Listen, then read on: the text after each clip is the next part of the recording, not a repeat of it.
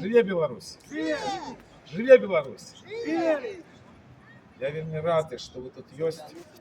Вам вельмі вялікі дзякуй, потому что стяг наш ёсць. И столицы Польши, то, что заявляется, что тыдні, надзвычай важно.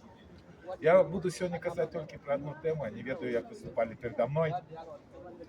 Праз 8 дзён будет вельмі чорная дата в истории Беларуси. Это 24 листопада, другі референдум Лукашэнкі. Той референдум, який позбавил практично всех прав и свободов всех громадян Республики Беларусь. В тыя часы здавалася, что это все часово, что Лукашенко это все несерьезно. Уже было ведомо про то, як яны крадут гроши. Это знакомитая история Торгеспа, коли он спаивал про дырку в межи, дырку в таможне, для его братний российский народ в таких померах, что было просто страшно. Яны тады в открытую крали, яны сёння крадут.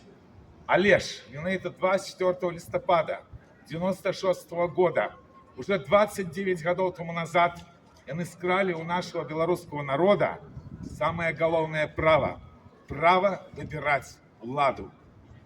Між іншим, першая акция, якую проводил Павел Северинец, это так само отбылось 24 листопада 96 года. Потому что, еще раз подкреслю, все чомусь думали, что Лукашенко часово и наканавана его пораза. Вы бачите, до чего это привело. Тады зусім молодой Северинец вел людей от площади Незалежности до площади Перамоги. Зараз ён, як и тысячи іншых політвязнів в турме. И что вот вельмі дзіўна, абсолютно черная дата, а лишь один, кто в оппозиции про эту дату заўсёды памятал, спробовал проводить акции, это был Микола Статкевич, якого я лишу одним лидером белорусской оппозиции. Это не упадкова.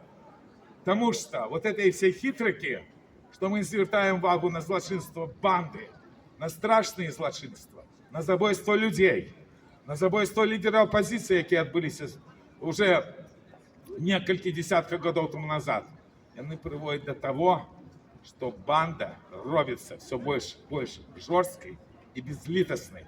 Во всех этих 4 референдума, якими Лукашенко умацовывал свою владу и владу Москвы, это просто спроба знішэння белорусской нации. Тому вельмі прошу, каб на наступную неделю мы пригадали эту черную дату.